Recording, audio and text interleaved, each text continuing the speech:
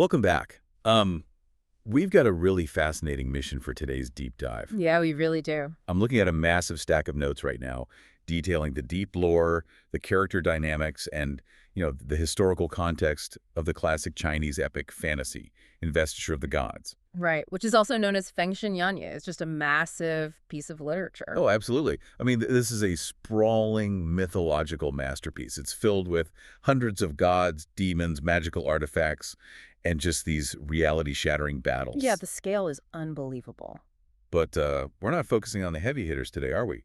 We're looking at a paradox. Exactly. We are zeroing in on a character named Lingbao Dafashi, or Great Master Lingbao. Right. And the crazy thing is, he barely gets any page time. I mean, he barely even speaks in the text. Yeah, he really doesn't. And yet, among fans of the lore, he is widely regarded as an absolute powerhouse. Which is wild. It is. It's the ultimate subversion of what we expect from a fantasy epic. Because, we're conditioned to equate visibility and volume with power and importance. Oh, for sure. Especially in a story of this massive scale. Right. Because think about it. When you're watching a massive blockbuster action movie, your eye is naturally drawn to the loudest thing on the screen. Just human nature. Yeah, you look at the explosions. Exactly. You look at the hero with the glowing sword, the one shouting the epic battle cries, leaving a trail of destruction in their wake. Right, the Vanguard fighters. But if you look closer, way in the background of that exact same scene, there's almost always that one character just standing there, perfectly still. Mm-hmm. They're not swinging a weapon, but for some reason, none of the villains are attacking them either. Yeah, they're completely untouched. And the more you watch, the more you realize that this quiet character might actually be the most dangerous person in the entire room. That quiet professional archetype is just a brilliant narrative device. I mean, in a mythological world full of flashy heroes constantly fighting for the spotlight, Yeah.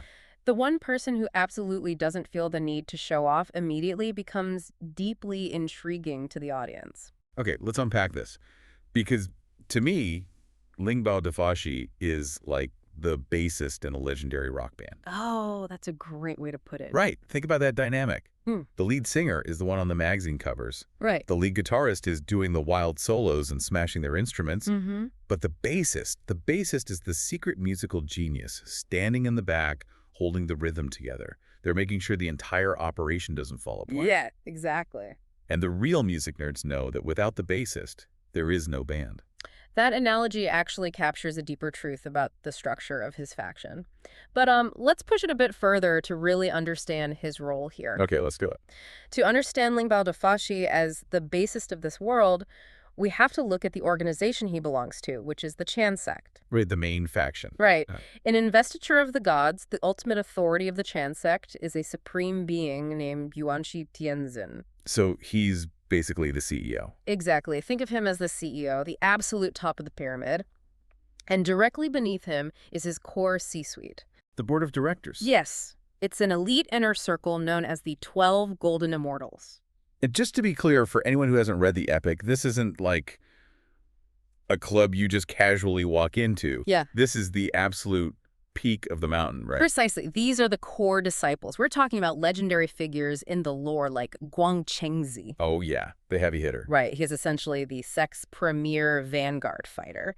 And then you've got Taiyi Zhenren, this famously protective, almost rebellious mentor figure. Mm-hmm. There's Yuding Zhenren, Chijingzi. I mean, these are names that carry massive narrative driving weight. Right. They move the plot forward. Exactly. They are the heavy hitters. And sitting right there at the table, shoulder to shoulder with these absolute legends, is Lingbao Dafashi. Wow. So just by having a seat in that boardroom, that tells us something huge about him. It implies everything. I mean, in this universe, your rank isn't just some political appointment. It's intrinsically tied to your cultivation. Let's pause there for a second, because cultivation is one of those terms that gets thrown around a lot in these genres. Yeah, it does. How exactly does that work here? Like, what does it mean practically?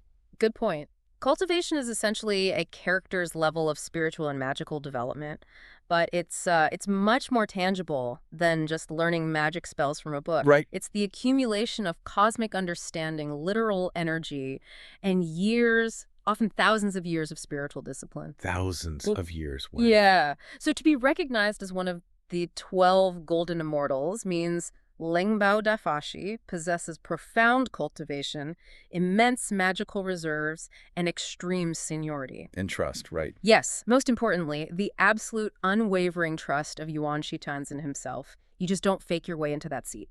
Okay, I hear that, but wait. Let me push back on this a little bit. Sure. If he's so powerful and he's so trusted by the literal CEO of this entire sect, why isn't he out front leading the charge? Right. I mean, is he just coasting on his title? You see this in corporate structures all the time. Oh, definitely. The guy who got a VP title 20 years ago, and now he just sits in an office doing nothing while the younger guys do all the heavy lifting. How do we know Lingbao isn't just the mythological equivalent of a middle management coaster? What's fascinating here is how the text treats the physical reality of power. Right. Your VP analogy works in a human corporate structure because human bureaucracy relies on paperwork and social contracts, right? Right. You can hide behind your email signature. Exactly. People can hide behind titles. But in this specific genre of lore, these high-level immortal stories, power has a literal physical gravity to it. Oh, interesting. Yeah. Cultivation isn't a title on a business card, it's an aura. If you walk into a room with high cultivation, the atmospheric pressure literally changes. Oh, wow. So you can't fake it because everyone else can literally feel your power level just by being near you. Exactly. Being a core structural pillar in the Chan sect is entirely different from being a frontline brawler. You don't need to throw a punch to prove you are strong if your very presence stabilizes the foundation of your sect. That makes a lot of sense. Right, and no one in the entire Chan sect, not even the most aggressive fighters like Guangchengzi, dares to underestimate Lingbao Dafashi. They know better. They do. He projects a steady, unfathomable authority. He doesn't need to constantly prove himself because his sheer existence at that spiritual level is the proof. He's the guy who doesn't need to speak in the meeting, but when he clears his throat, everyone else immediately stops talking. Yes. Imagine being in a room with someone like that. Yeah. It's deeply intimidating. It is intimidating, and that quiet authority sets up the most glaring difference between him and the rest of the Golden Immortals. Okay, what's that? It's a difference that really secures his legacy as the ultimate mystery in this lore. Right, so if he's not relying on aggressive posturing to build his reputation, what is he actually doing?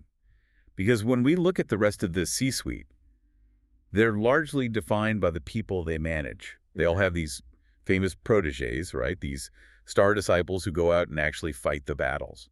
Yes, the disciples are the narrative anchors for the other immortals.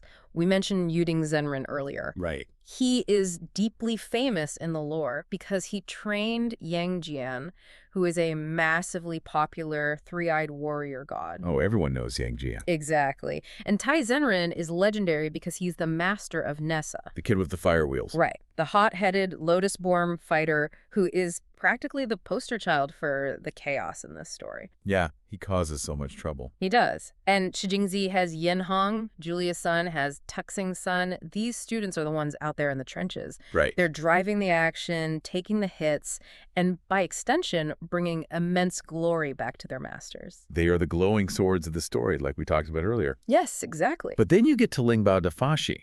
And if you look strictly at the original text of Investiture of the Gods, we have a massive anomaly. Huge anomaly. How many explicitly named disciples does Lingbao Dafashi have? Zero. Zero. None. It is a complete blank space. It's an incredibly bold narrative choice by the author. It really is. Think about it like having this tenured, brilliant Ivy League professor. Okay, I like this. He's considered an absolute genius by everyone on campus. Yeah. He's got the biggest office, the highest salary, the utmost respect to the dean. Mm-hmm. But he flat out refuses to take on any graduate students. He won't teach any seminars. He just sits in his office doing his own research. Right. And because he is so closed off, what happens? Everyone on campus becomes even more obsessed with him. Oh, absolutely. They're whispering in the hallways like, what is he working on in there? It must be something world-changing. That psychology is spot on. Human nature, and by extension, modern fandoms, they absolutely hate a vacuum. We really do. We possess an innate desire to fill in the blanks. When we encounter someone who refuses to broadcast their life, our imaginations just go into overdrive. Right, we make up stories about them. Exactly. And if you look at modern video games based on this lore, or even later folklore adaptations, you'll often see creators trying to invent students for him. Oh, really? Yeah. They desperately want to give him a lineage to make him fit the mold of the other immortals. But the original author refused to do that. No, the original text leaves it completely blank. Huh. And that no public disciple setting is a masterstroke of character building, whether it was intentional or accidental. Wow. By stripping away those usual narrative anchors, by not giving us a hot-headed student whose actions reflect the master's teachings, the author ensures Lingbao's image remains infinitely more mysterious than his peers.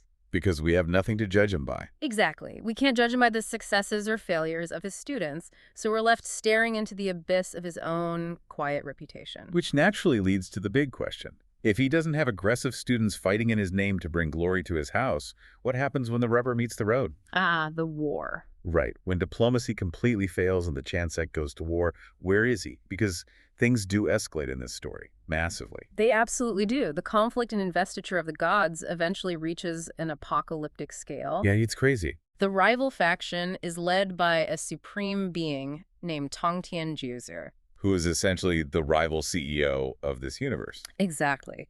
And he declares all-out war, but they don't just send foot soldiers to clash in a field. No, it's way beyond that. They set up these reality-bending magical traps, the most famous ones being the 10,000 Immortals array, the Wanxian array, and the Jade Annihilation array, the Zuxian array. And we need to clarify what an array is here because, these aren't just battlefields with trenches and barbed wire. These are cosmic meat grinders, right? A cosmic meat grinder is actually the perfect way to visualize it.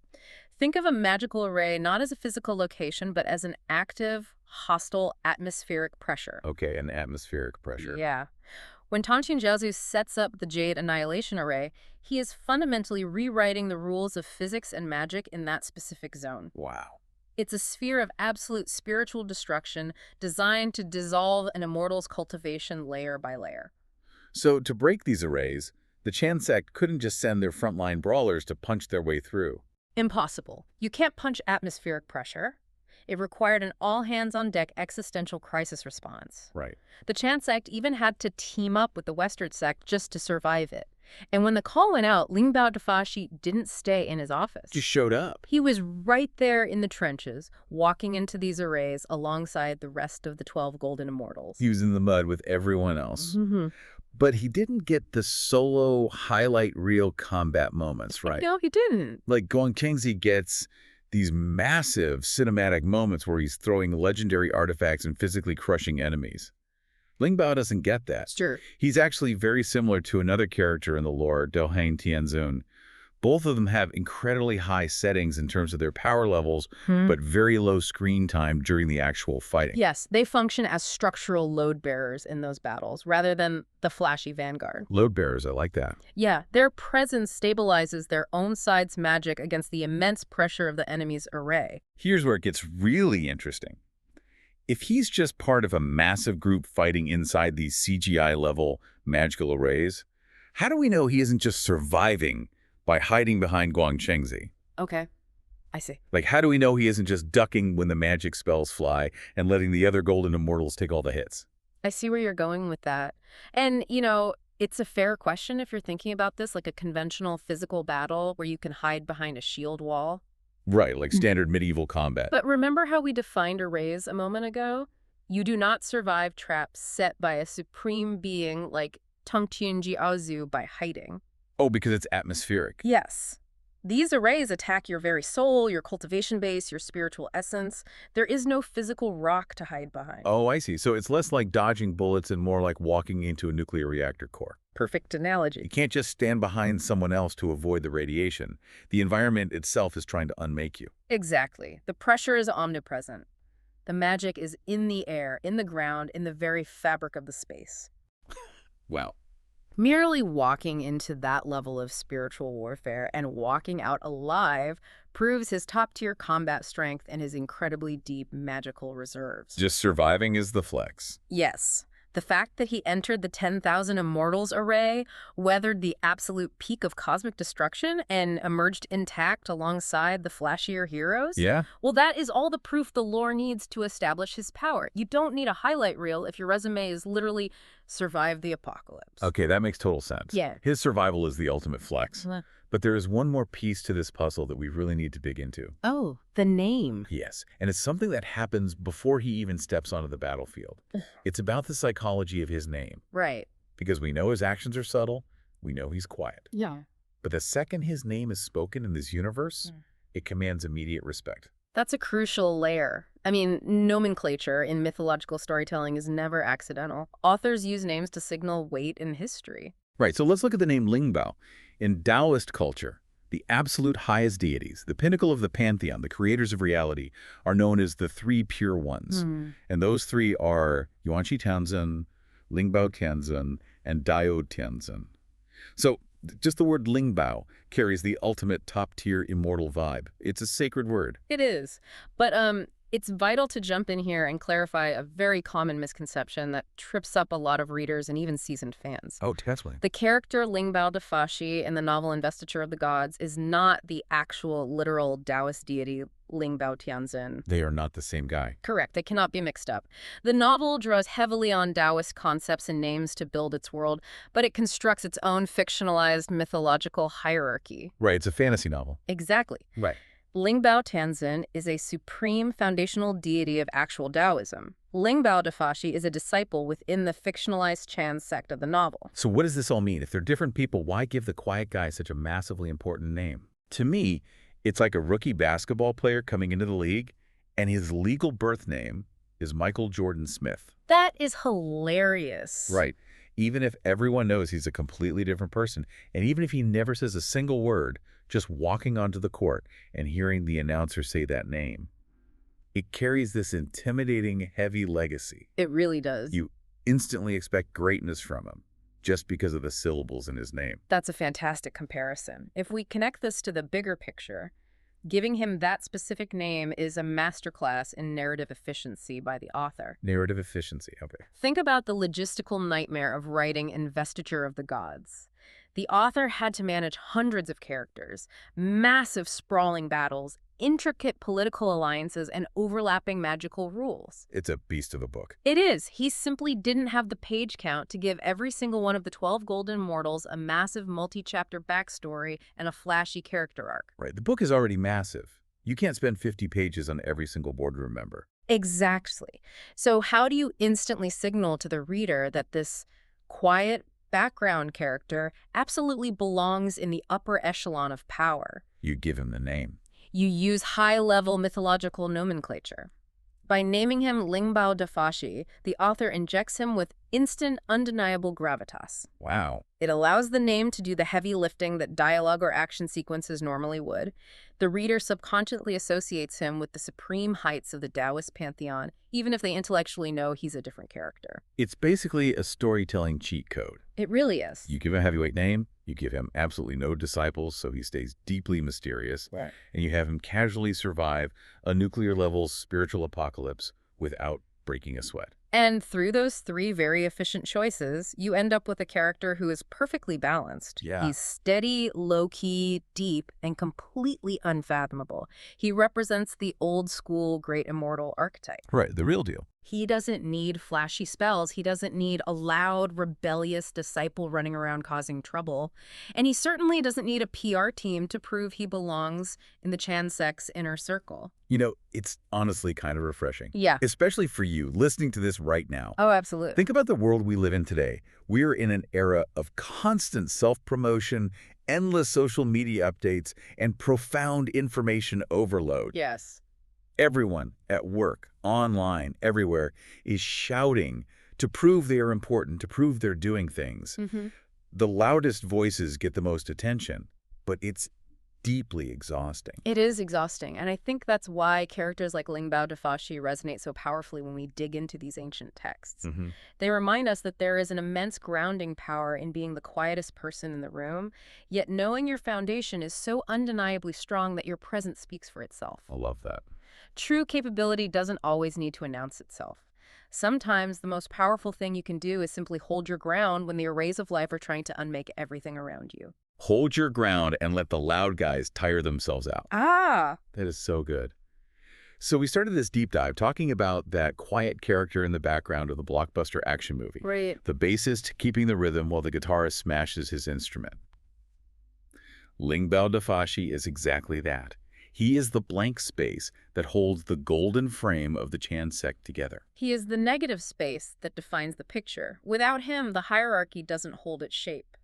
Which leaves me with one final lingering idea for you to chew on. We've talked extensively about how his lack of disciples and his quiet nature make him a blank canvas. Hmm. We know the author intentionally left him that way while loading him up with a heavy-hitting name and a seat at the highest table. Right. So if you're looking at a sprawling epic filled with hundreds of loud, flashy heroes throwing magical artifacts at each other, could it be that the most powerful storytelling tool isn't a glowing sword or an apocalyptic battle array? Could it be that the ultimate weapon for a writer trying to convey infinite power is actually the empty space they leave entirely for your own imagination? Think about it. Until next time.